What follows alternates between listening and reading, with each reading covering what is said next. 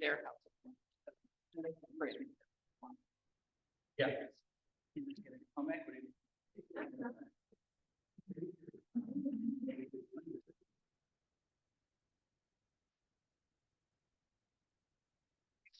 Next week.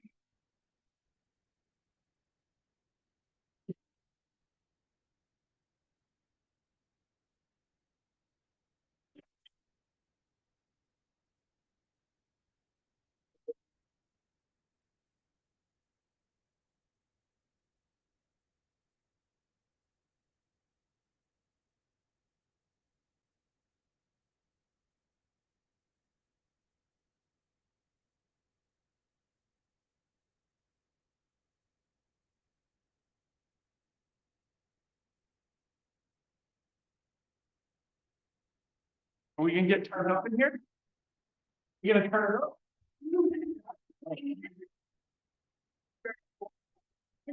Whether we have. We can use it. Yeah, right.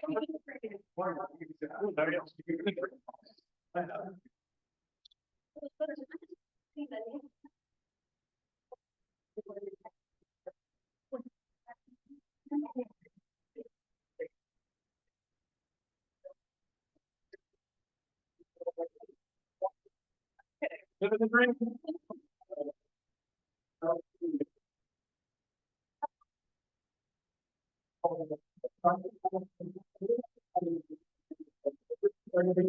Fall and then like I wanted to be skinny, so I'll just put the beer down. Thank you. Welcome. Black helps. Black is bad.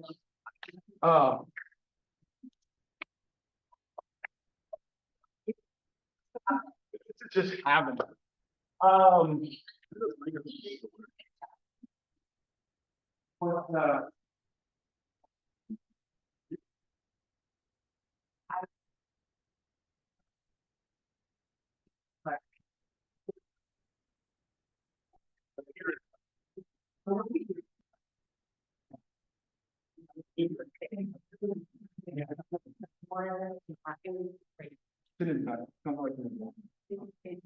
And like, yeah, we're trying to be off, we got.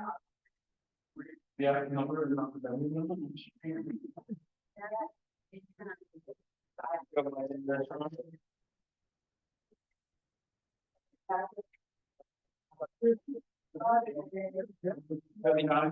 My guy.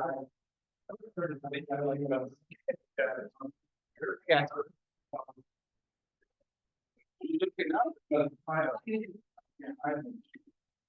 You're picking up, dude, you know. It's what you And get. like. Probably gonna win it. Oh, okay.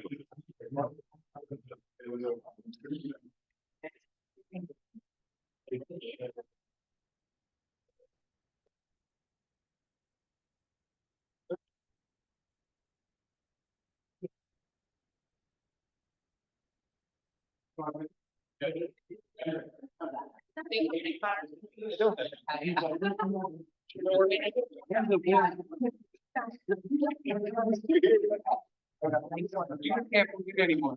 You can't do that next. You just want to. Yeah. But I couldn't. I never win the. Five.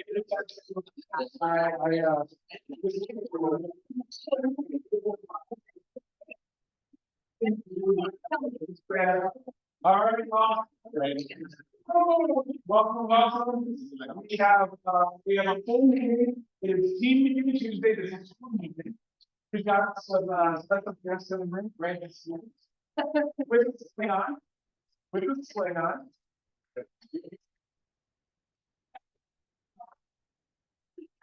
I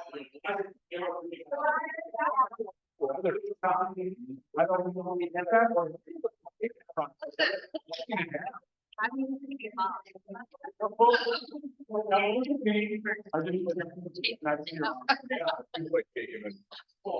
All right, Sean. Hey, Sean. All right.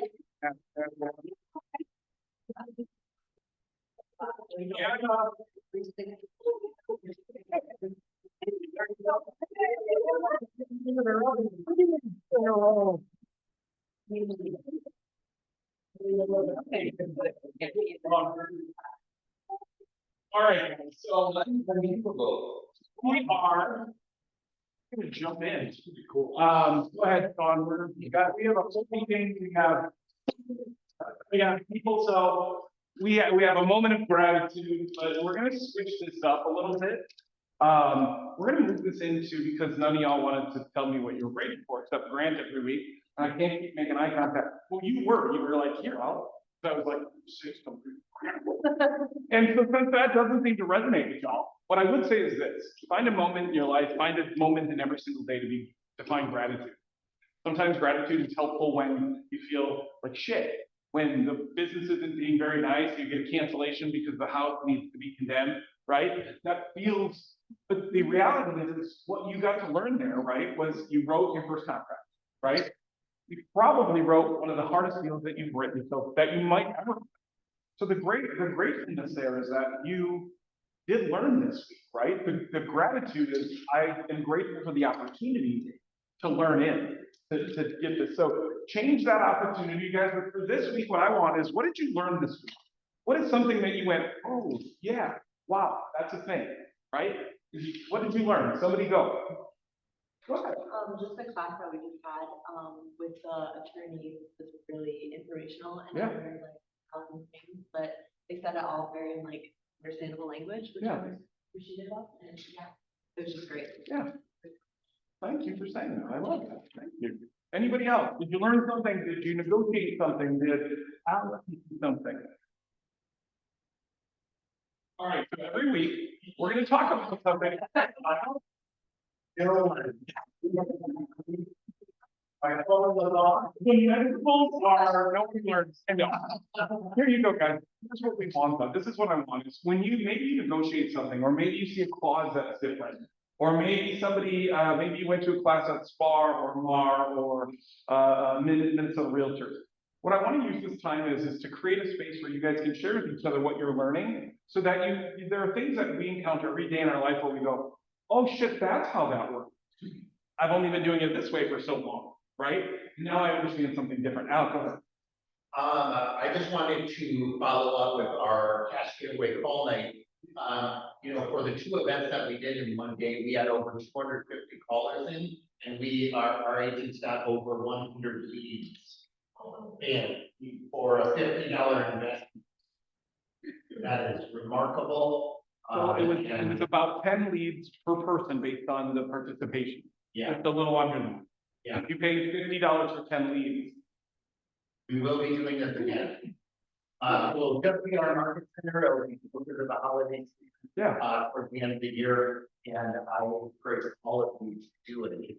Keep the engagement with your database and have a really big conversation. And again, not going to be a home run every single time, but the more that you prep, the more you market it before, usually the more results they're going to have during that actual fall session. Base hits, baby.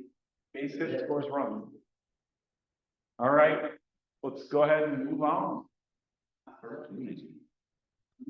right, we're going down to Mr. Eckerson. Hey, everybody welcome Mark.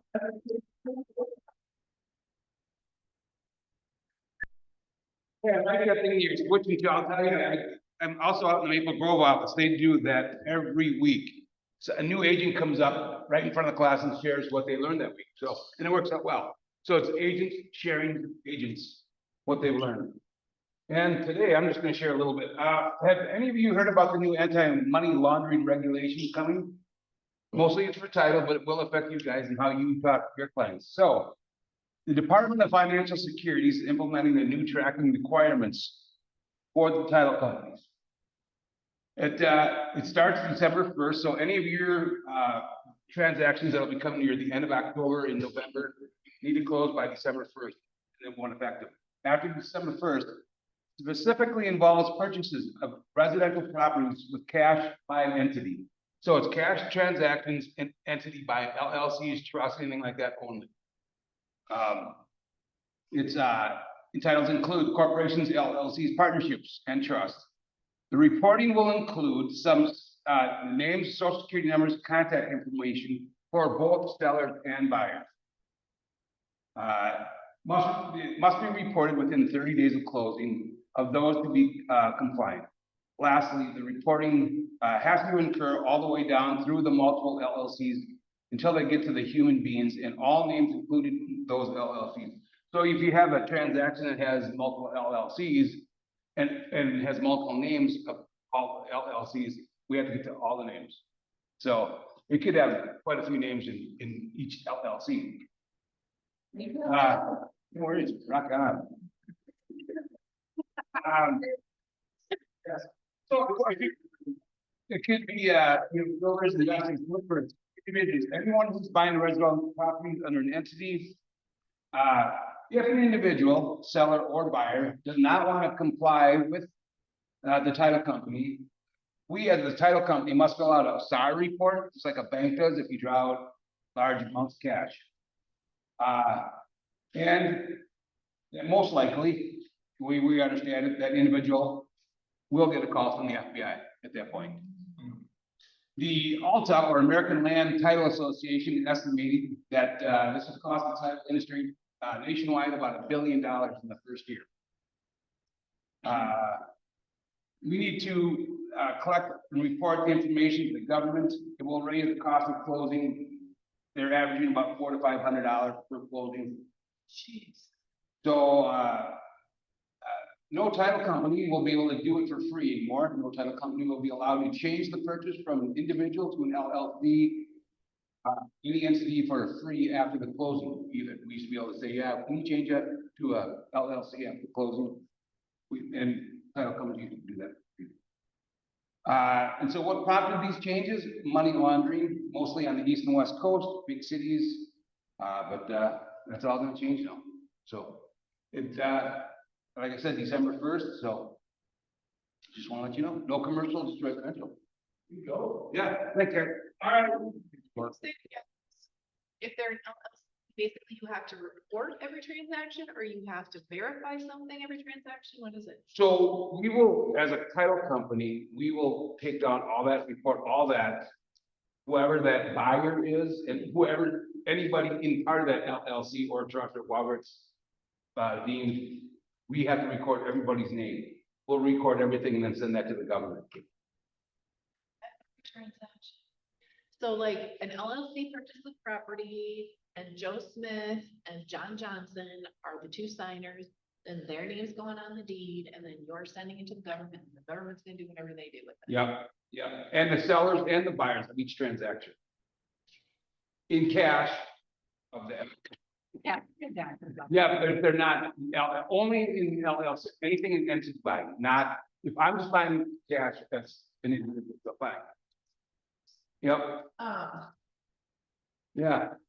So, I mean, title companies might have to hire a few more people to do all that stuff. Yeah. It's an extension of the Patriot Act. So we already were using this stuff, now they're just finding ways to make our lives.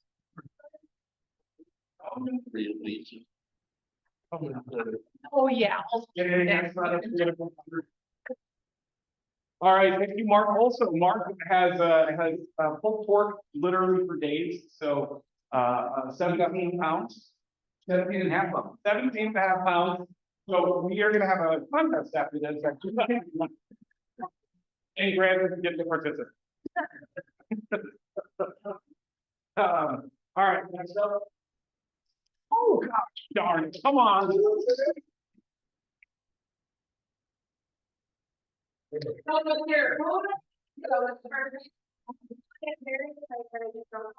Yeah, she's our legal services coordinator, but has been in our office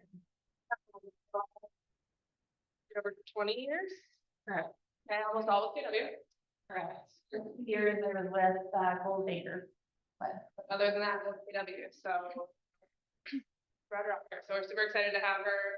Racing is on the Corby team, so I know Corby's excited to have kids see your smiling face at the front desk as well, so. So now we're just gonna ask a bunch of embarrassing questions. Depending on how long you can stay here, we call the hot seat. Friend, but can I ask, what made you, after being an agent for so long, what made you decide to want to step into leadership?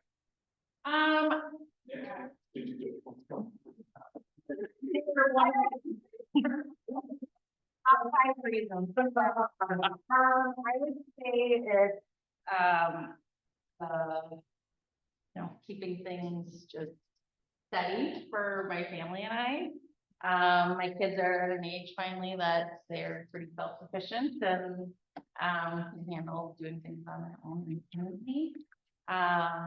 And I love KW, so why not make it just have a more of a permanent. Yeah, perfect, awesome. So she'll be, like I said, at the front desk, putting listings, all of that fun stuff, also working on our training calendar. Handling all the events that we do around here, so of course your go-to person, just like me list. So if you need anything, feel free to reach out, give her some grace here this first, week or so, as she's learning it all, but really. If I haven't met you, please stop by and say hi and let me know your name. I can guarantee I will remember it, but keep reminding me and. Yeah. Oh, great.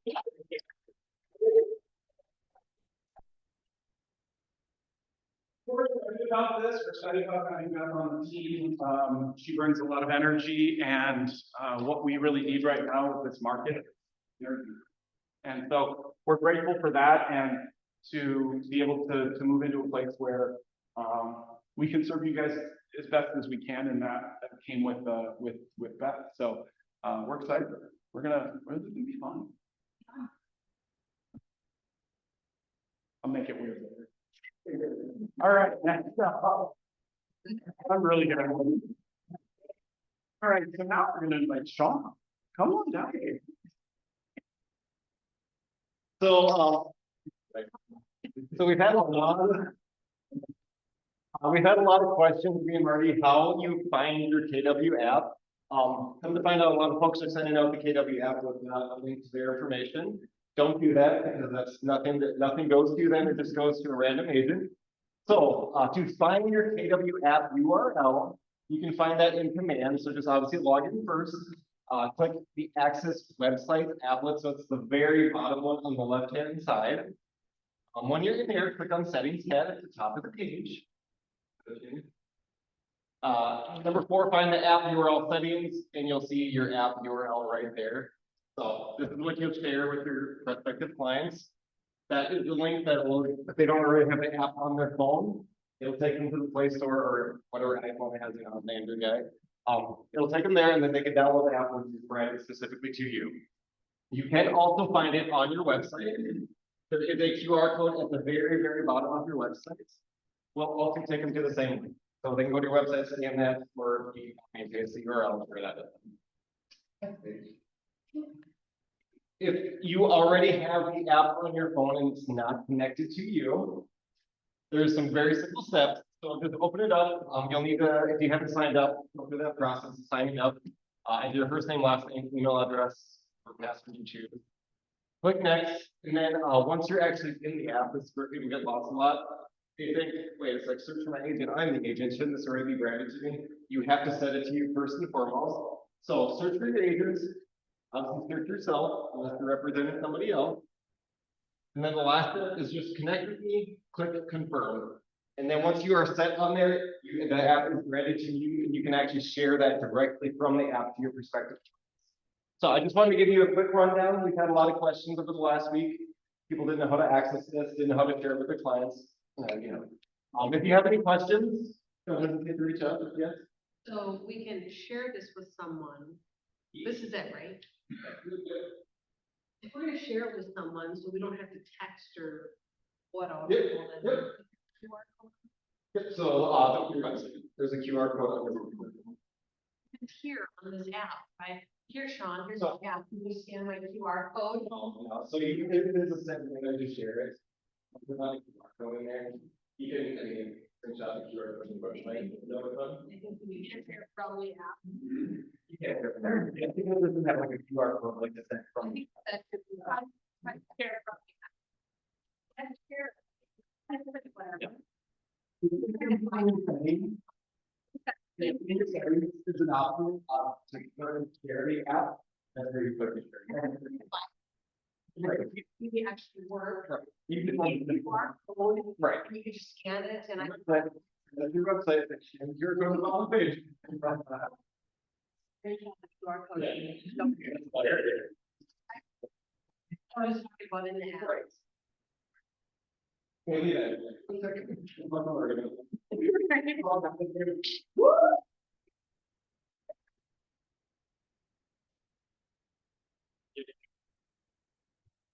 All right. If I get a take of this, how many of you were at the Phil Jones event? 1, 2, 3, 4, 5, 6, 7. Okay. Some of what we're going to recover right now is going to be about the Phil Jones event. How many of you do not know who Phil Jones is? Okay, 1, 2, 3. Okay, so Phil Jones is an author who wrote a very, very important book for us, or just in general, exactly what to say. Okay, how many of you feel like you could benefit from knowing exactly what to say? Right? What does that mean to you? What is knowing exactly what to say? I think I'm going to ask you, when is the worst time to think about what you're going to say? Your boss. The minute that you're going to say it, right? Let's go here.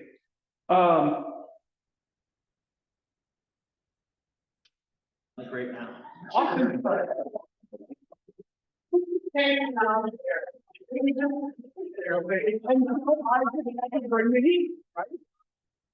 So I prepped for this at least 3 minutes ago. In thinking about what we were going to get into today, you guys, one of the things that I wanted to focus on was oftentimes the difference in success and failure in real estate comes down to your dialogue, your conversation, right? Oftentimes salespeople, especially if you are someone who has a tendency to be a little bit more quiet, sometimes you struggle to ask the right question because you don't know when to speak up. You don't know how to control the conversation. Our clients, oftentimes you guys are looking for somebody to get them from where they are to where they want to be. There's pain in the middle of it, right? And so oftentimes they're afraid of something. They're afraid of that fear. They're afraid of what they don't know. Somebody dropped off an earnest money check yesterday, right? A couple of people dropped off an earnest money check, but one of them specifically said, "Do I get this money back?" And I said, "It's a great question to ask your real estate agent." No, I did respond like that, but I did say to them, I said, and in this moment, why I'm bringing this up is because I think that it's important for us to remember that the information that we're giving our client base, right, is the information that's helping them to get to their goal. The more that we share with them, the more that they understand, the more likely they are to what? Yes, they're gonna refer you, right? And so what I want you to focus on is a part of this specific to the Phil Jones is, one, the book is $9. If you don't have one, come see me. There might be one still floating around here. I have given quite a few of them out. I would say for me, it helped me identify in my conversations. One of the things that he had started out with on the private dinner that he had with just the leadership team was this: rookie mode. How many of you feel like you're focusing on your business in a rookie mode every single day? Some of you I know are, right? Okay. So some of you are, but how many of the other of you aren't thinking about your business in a curiosity fashion? That aren't thinking about how are my conversations affecting how the outcome to my business, right? Most of what we find is that between lead generation, which is what? What is lead generation at its core? Conversation, right? But sometimes we believe that's a sales pitch. Well, what Phil Jones said is we're not pitching anything. Do we sell homes? Technically, I guess we do, but homes sell themselves. We should introduce people to those opportunities. And the conversations that we're having are that, right? How can I help to get into communication with you in relationship? And how can I prove myself to be a more adept real estate agent for you? So how can you prove to your client base that you're the choice for them? We also know this. How often do they choose the first person they meet with? How often do they pick the first person they meet? Like, we're talking 70% or.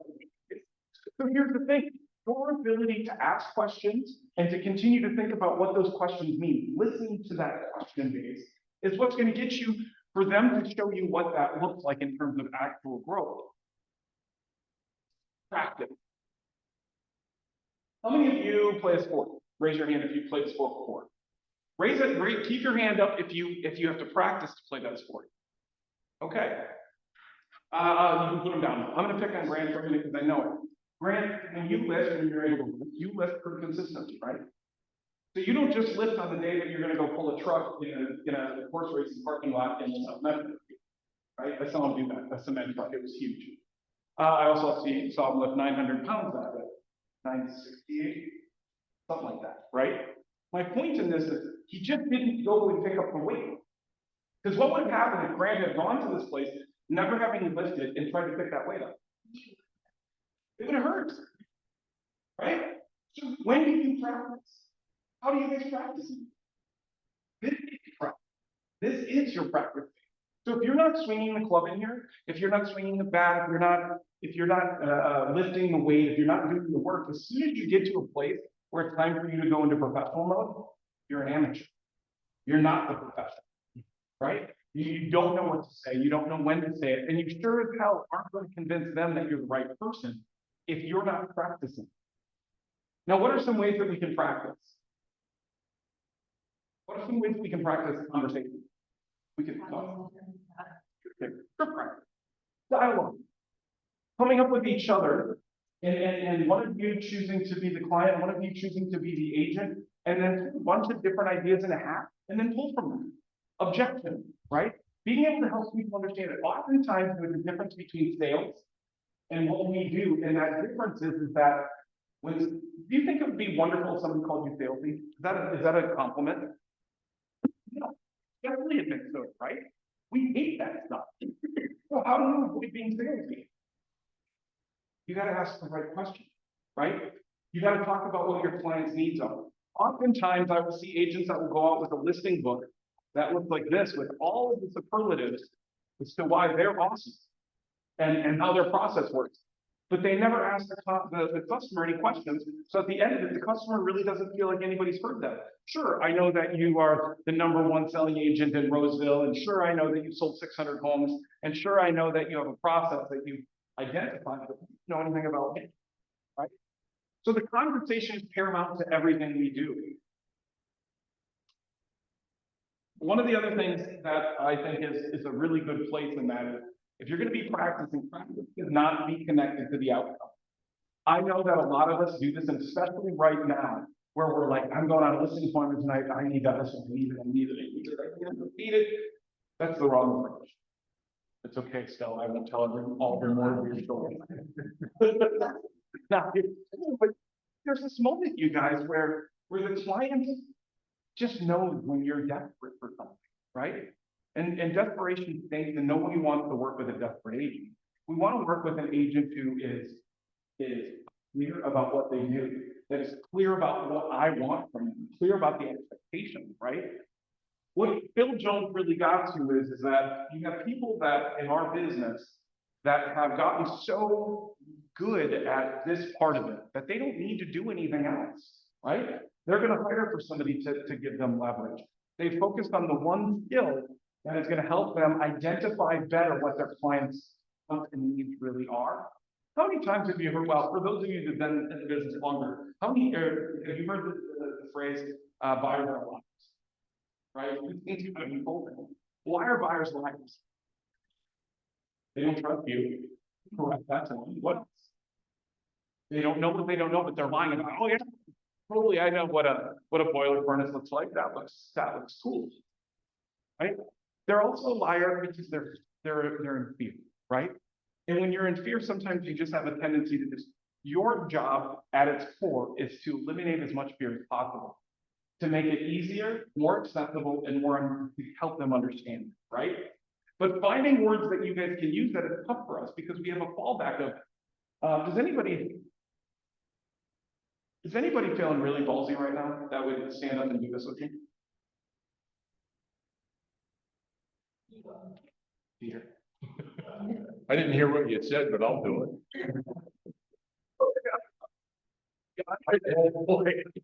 Okay, so I'm, we didn't go, no, this is it. So I'm a client, what is your value proposition? We get, on the average, 4 to 5% more than the average agent. Net, So I make 4 to 5% more if I work with the Hilton. you end up with 4 to 5%. And that's just the last 5 years. How quick was he with that? And how long of a statement was it? Right? And not only that, but what do all of us want more of? We want more money from our investment, right? So right there, in that moment, I appreciate it. Thank you. My point with that is because if you can't articulate that at the drop of a hat, how are you gonna do it in the elevator? How are you, not that we're all hanging in the elevator. How are you gonna do it in a bar? How are you gonna do it in a coffee shop? How are you gonna do it in the grocery store line? How are you gonna do it when they come to you at an open house? How people see us is entirely drawn around how we make them feel. And oftentimes with real estate agents, right? We talk about all the other things because we're really kind of nervous about me getting to be very personal with you. But if I don't get personal with that, I can't service for housing needs the way that she needs it, because I don't really know. Because she's just going, oh, yeah, but I haven't asked her, well, how important it is for you to live here. And if you were to live here, what would that mean for your life, right? Little questions. If you have not read the book, you guys, go get that book. He's got a couple other that are coming out. He said this, if you're detached to the outcome and answers of your clients, you're going to be able to serve them even better. You're going to be able to get to a point where your clients understand this. You are smart, you are capable, and you're a good human. At the core, we want to work with people who are smart because we believe that that is going to make us smart. We want them to be capable because if you can't do this job, then maybe you shouldn't be helping. And ultimately, we want to make sure that you're a good human, right? That at your core, you care about other people and that you're going to put them first, right? And in order to do that, it comes with a conversation. It comes with the ability to go into that and say, this is what it's going to feel like. How many of you identify, and Courtney, maybe I'll direct this towards you. How do you identify your client's unique needs? Lots of questions. So give me an example of that. I live in Roseville. My house, I think, is worth in the mid-3s. What are some questions that you would pose to get to my actual needs? Let's start with why are we having this conversation? Yeah. What's your? Yeah.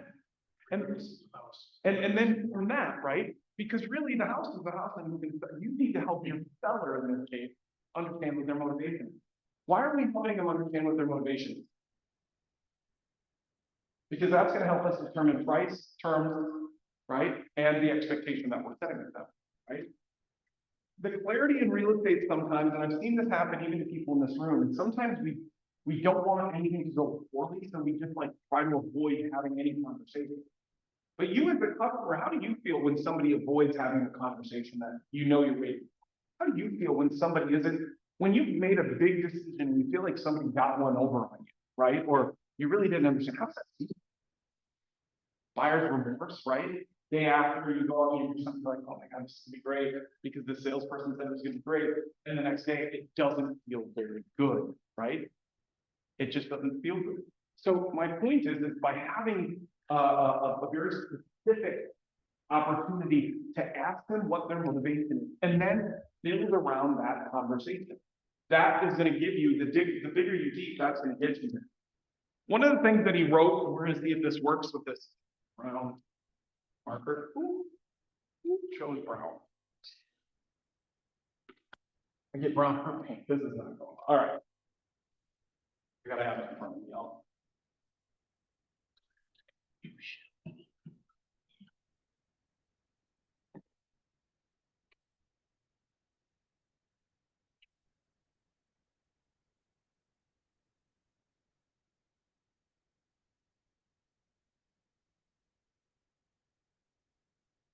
This is one of the things that I kind of took some interest in what he wrote, right? Is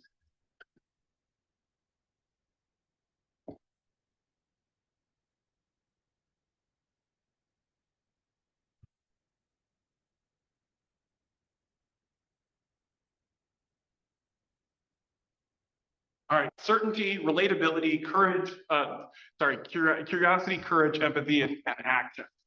So these, you guys, are how people are going to relate to you and what is going to make them take action, right? And in making them take action and helping them understand that is, you're starting with the idea that they're curious about whether or not they're going to buy, right?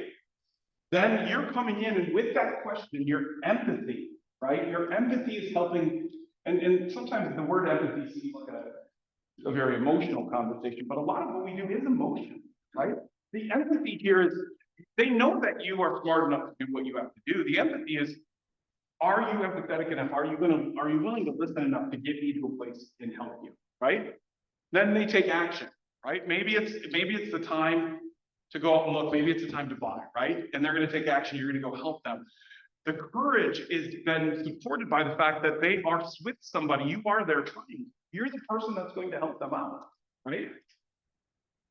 How many of you right now practice doing like your listing presentation or buyer presentation? Buyer phone calls, seller phone calls. How many of you have practiced some of this? Role playing. You guys have done some role playing. How many of you feel like you need more of this opportunity? Okay, I'm keeping track. Rolling you too. Yeah. Right?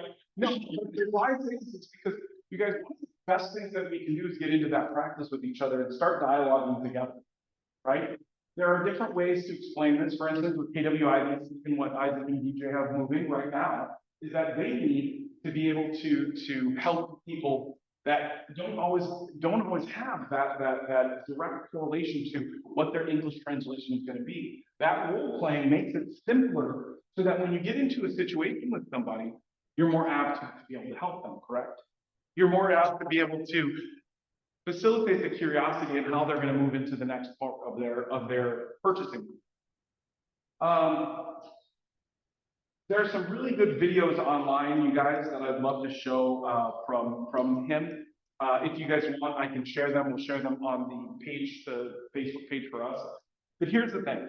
If you aren't doing this, find somebody in this room, find somebody that you feel comfortable with, and start rehearsing, start scripting with them. Start using these. How many of you think that scripting seems like manipulation? Some people think that. Well, it depends on who you're talking to. Some people, Right? you know, bundle of. Yeah. And what Phil Jones is trying to do is help you, as the agent, find a better way to communicate on how you can get your clients what they want. Can you guys coerce, any of you coerce your people into buying something? Of course not, right? So you're not doing that. Your job is to just help them get to a point where they feel comfortable about making that decision. And the only way they can do that is if you ask really great questions on the front end so that they can get what they actually need and can come back to you and say, yeah, that really was perfect, that fit, or maybe this one wasn't the right fit, because maybe they weren't being totally honest. Maybe they had other ideas in their head about price, location, condition that you just didn't know. Yes. The empathy, right? I don't get that when you empathy, because you are going to say, you are understanding what empathy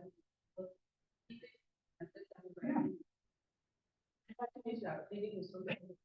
So empathy, there's a difference sometimes in the sympathy, which is like you're somebody passing and I feel bad and I'm gonna cry with you, right? Empathy is when you're asking questions to help somebody understand where they are. So I can say, I'm here to help you, right? My empathy is that I know you haven't done this before. I'm your circle. I'm the person that's gonna help you. So empathy is knowing that you can relate to how someone is feeling without becoming emotionally connected to it, right? Like I can understand how you feel. You feel nervous because you've never done this before. Well, let me help you with that, right? You feel like you haven't asked the right question. Maybe you feel like you're going to buy this place. Empathy allows there to be a moment for that person to say, I don't know. And naturally you go, wait a minute, let's go back to the beginning, right? Does this meet the criteria for your price point? Yes. Does it meet the criteria for what you said for your location? Yes. Does it meet the criteria for proximity to schools or churches or anything? I've asked them questions. And then maybe in that moment I go, maybe you missed something. Let's revisit this so I know whether or not I'm right. right? Getting them to read, getting them to double down on it. How many of you after a purchase go, have you written a purchase agreement, you've submitted it and say, okay, how do you feel right now? Right? It's a really good moment for you to vibe check them, right? And the vibe check is, how are you feeling about what just took place? And how, because the worst thing, and some of us have this, where we write a purchase agreement with a client, we don't have this conversation. They go out the door, they go home, they go to dinner with somebody, and they're like, oh my God, what's she doing? I never want my clients to leave, right? Because I want them to know that throughout the entire process, I'm the one that's gonna help them understand, and that empathy is gonna help me address where their issues are and apply the reasoning to that situation. Go ahead. I want to add that when you mentioned manipulation, that myself, I found that there's a really fine line with similarity between manipulation and guidance. Because we do manipulate people, but it's in a positive way to say, let's get them there so they can help me to get people to understand it, because instead of me just telling them what it is, which doesn't work for most people because people don't like to be told that their idea is wrong or that they need to think about something else to get where they're going. But it's finding a way to manipulate their mindset and understand it in a way. There's a line there, but it's easy to go back. Because I felt like that's a long time, like, manipulate people, to convince them that this is a good idea because I know it. I'm trying to convince them, but it's not actually a bad thing. It's helping them realize that yes, because of what they've said, and using those reminders of like, because things we talked about. Yes. People like Bill Jones or like Chris Voss. Yeah. Using their skills and looking that to help with that guidance. And Language is clarity, and assumption is the lack of clarity, right? The assumption oftentimes is real estate agent, I don't want to rock the boat, so I'm just not going to have that conversation. No, wrong, right? Or here's the other thing, is there risk in what our clients are doing? Is there risk buying? Yes. Do they lose their earnest money? Yeah, right? If they don't act, right? So I think sometimes we get to a place where I want you to like me so much because I need this commission that I avoid telling you why you actually hired me. Because you didn't hire me to be your friend. You hired me to be your guide. That's a word. You hired me to be the guy, right? And if I'm not doing that effectively, the outcome means they're not going to get what they want. They're not going to be happy with it. And you're not going to get any referrals for it. That's the difference. All right, guys, I'm going to pivot quickly to something that I think was incredibly impactful. How many of you went to the Glover U event? Okay. I have so many notes in this, I don't even know where to start, to be fair. And I'm not going to do it justice by being able to walk through that model because one, we don't have time, and two, I'm just not as prepared as she was. But what I want to have this conversation, there are a few things in here that I think that are important that she mentioned about real estate, about your job, and about how to help your clients. Everything we do is a system, even if you don't think it's a system. If you don't have a system to get up in the morning and get working, you have a system. It's not a system, right? If you have a system for applying, doing a listing appointment or a buyer appointment, these are systems that you're using. Why do you use a system? Why aren't you just haphazardly like, oh, we'll figure it out? Why is the system important? Organization, you don't make mistakes and you can duplicate, right? Having the ability to duplicate something in our business is the most important thing we do almost. Being able to duplicate what the consumer experiences with us is important. Being able to duplicate that experience so that people are feeling every single time that they're getting the best of you, they got the best deal for the least amount of money or the most amount of money if they're a seller in the least amount of time, right? That's it. One of the things she talked about with lead generation is real estate, and I've heard this from Todd, I've heard it from Gary Keller, now I've heard it from Glover. Real estate is a contact sport. What does that mean to you? I gotta get close enough to shake them, right? If I'm not, then I'm gonna make it weird because she just started going over hand.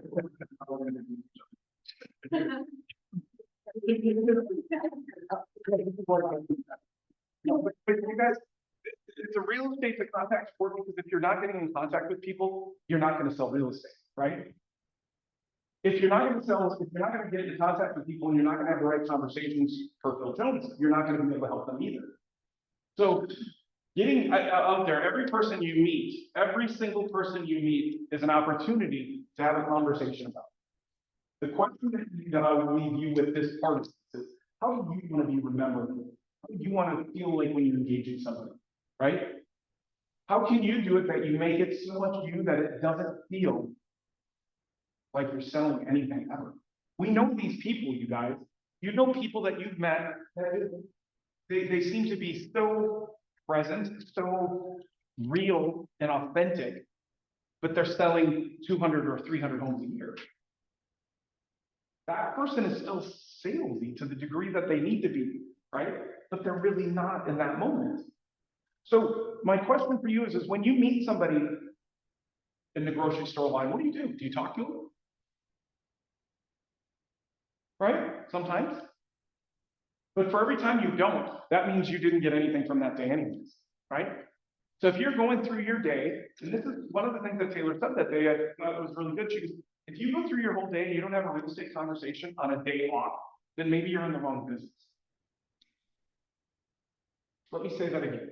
If you are on a day off, I don't know when you get days off in our business, but let's just say you have a day off and you have no real estate conversations. If you're not sick in bed and you're not having any real estate conversations, then are you even in real estate? What I wanted to say was you're just going to give yourself that moment of, I got to get to the office on Monday morning, even though you met 4 people today that you could have had a conversation with, but you just refused because you were afraid, because you were nervous. So now you're going to go into your office, you're going to close the door, and you're going to pretend to make phone calls until you decide to leave for the day, because making phone calls like that is difficult. It's shit ton more difficult than going and meeting people purposely, right? Whether there's somebody out there, and it doesn't need to be salesy. It just needs to be a conversation where they know who you are and what you do. Besides Alex, there's only one logo in the room today. There's only one group. Well, and Raina has a cross-country mortgage. I don't know how anybody would know that you're a real estate agent, right? You don't have any branded material on. There's no conversation starter. So what are you guys going to do in order to encourage people to talk to you if you're afraid to talk to them? One of the things that she mentioned was, as a contact sport was, how can I approach this? Can you guys control the market? Can we what? Control the market. But do you try sometimes? Or do you think you try in your head, well, nobody wants to buy right now because the rates are too high? Have you said that to yourself? Have you had somebody say that to you? I don't want to buy right now because the prices are too high. Yeah, they're only going to get higher, right? What did Jason Abrams say? You're buying at the top of the moment. You're not buying at the top of the market. Why? Because the market doesn't stop. Yes, housing prices have increased. Yeah, there was a moment where they were as high as they've been, but now we've seen some settling in that, right? And so we're never ever having that conversation with people. The market is not in your control. What is in your control? Mindset, right? So you gotta get up in the morning and you gotta be ready. But let's take it the next step further. If you're controlling your mindset, what is the next thing you have to control?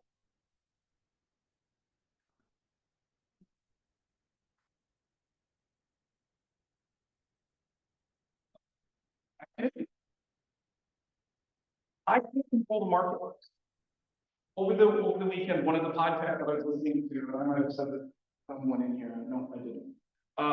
In order for you to achieve what you achieved last year, right?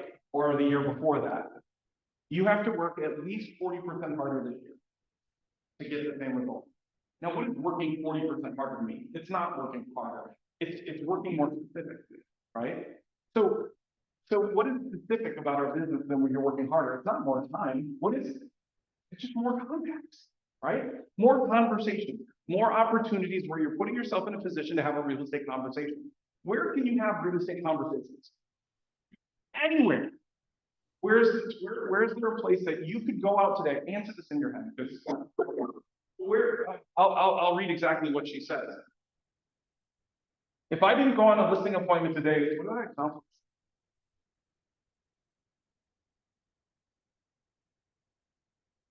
How many of you, if you apply that line of thinking to your business, would see an increase in your opportunities?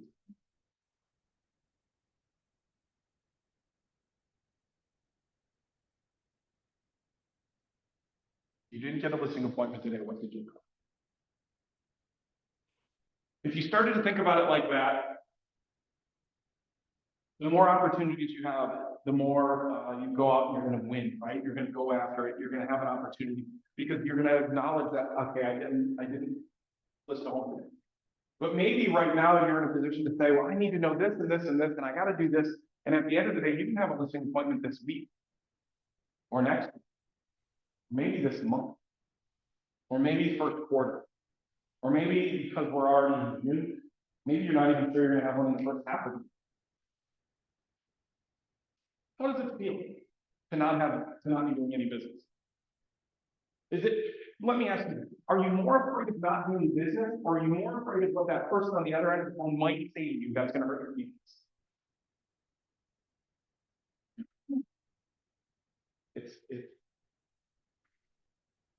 No, it's easier to hear when you know you're gonna get a yes. You just don't know what that yes is gonna be. He said, I'm in the habit of collecting no's. Because no is closer to a yes, right? The more rejection I get, the more money I make. Every single no is closer to a paycheck. Now, we're not saying this to the customers, you guys. This is real talk, right? The more rejection I get, this is an affirmation. The more rejection I get, the more money I make. Every no is closer to the paycheck I want, right? That affirmation is that we can determine what we make in our business simply by doing the activities. So if I want to make more money, let's say that we're in a perfect market, everything's fantastic. What am I going to do to make more money? I need more people. I'm going to open houses. I'm doing seminars. Right? I'm throwing happy hours. I'm joining the knitting crew at the local PTA. I don't know what it is, but that's what you have to find for you. What do you like? If you've met with me so far and you've done 90 minutes with me where we break down your likes and dislikes of what you're doing, are you following? Are you actually participating in that? Are you actually committed to that in your business?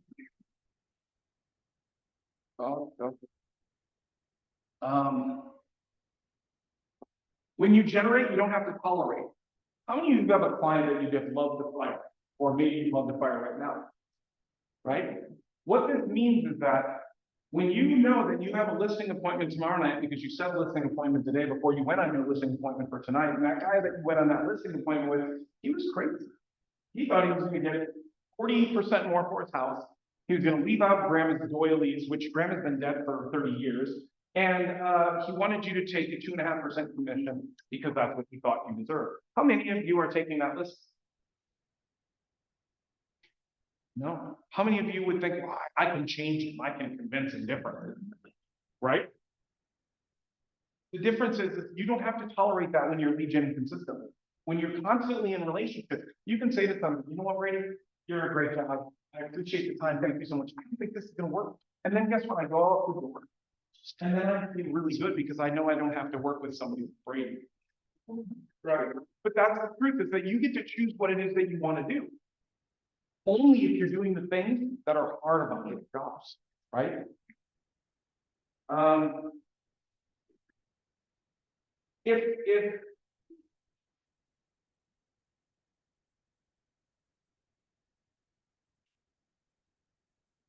you were to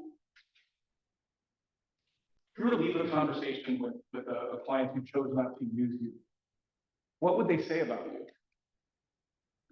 Oftentimes, in thinking about the end result in something, you didn't get the listening.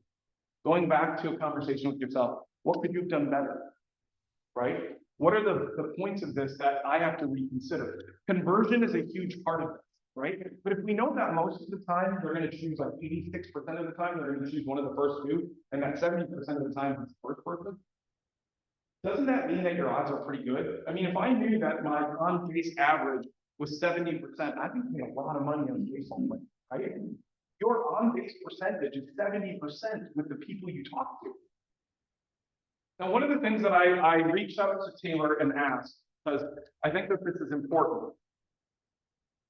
The market is having an impact on you right now, is it not?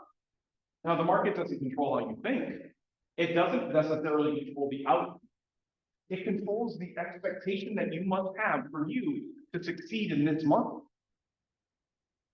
So my question for you, what are you doing for yourself that is different? What are you doing for yourself that is pushing you to be a better real estate agent? That's pushing you to be more resourceful? What are you doing to be better at the craft at what we do, right? You're not simply just a real estate agent, just like a basketball player just isn't a basketball player. But if you want to be really good at it, the person that you are has to be all in on what this is. You have to do the 10,000 shots. You have to be in the gym early. Now, some of us will say, Nick, I don't really want that. That's okay. I'm not talking to you. I'm talking to the people in this room that see this as an opportunity to change their lives, their family's lives, and the lives of the people that they help. Those are the moments that are going to differentiate long term. If somebody I met last week said, Nick, I don't want to sell that much real estate. Great. But are you selling this much real estate? Well, no. But you want to sell it. So you're just telling me you're not doing it, right? Well, it's just harder than that. It's not harder than that. Yes, there are things that are happening that make things difficult, but the activity is, I've watched our numbers and the consistency of those things, the things that we do, the reach out, the conversations, the open houses, seminars, right? The leads that we might be on. Those things are legitimately having an opportunity. The other thing I think is funny is this. How many of you have ever had a lead that you just didn't call? Don't raise your hand. No, raise them up, right? Why would you not call the lead? I'm done. So I had a lead from somebody about a week ago and I looked up the house and, this was like internet lead. And I looked up the house and she bought it like 3 months ago and I'm like, oh, this probably isn't a real lead, blah, blah, blah, blah. So I didn't call. And then I called a week later. I'm like, I should really call. She's like, oh yeah, I am selling. And in fact, I already sold it. And I'm like, wow. And I'm like, you just bought it. And she's like, yeah, it has stairs and my husband isn't doing well and so we need to sell. Stuff like that does happen. And I was like, I could have just kicked myself. And the reason I didn't call her is because it was like 8 o'clock at night, which isn't late, but it was like, "Oh, I don't want to bother you. I'm not gonna do that right now." Yeah. But then you get the consequence, which is. I'm gonna go ahead.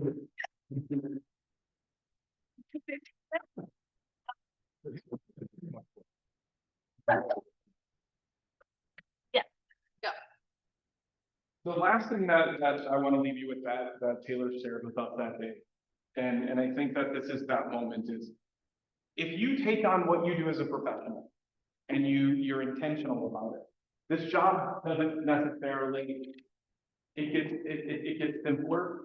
It doesn't get less intensive. It doesn't, you still have to do the same amount of work. I'm sure that Peter and Corby would tell you this, right? The amount of work that you have to do today is probably more than you've ever had to do, right? The conversations, you gotta be in social media. I gotta be sending out my 36 touches. I gotta plan parties, right?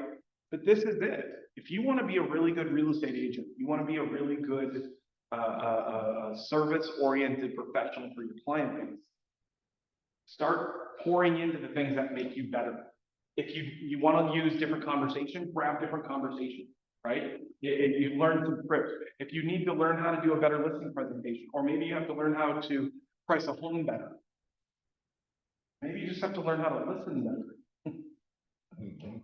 Not phones. Right? All right, guys. So we get 5 extra minutes back, but we are going to go eat some incredibly pulled pork. And Mark, again, thank you so much, brother. We appreciate it. So Alex, open that garage door, Sean, turn on some music, and thanks you guys. Go kick some ass, go help somebody this week. And remember, next week, bring something you learned. Yes. Right here. Thanks, guys.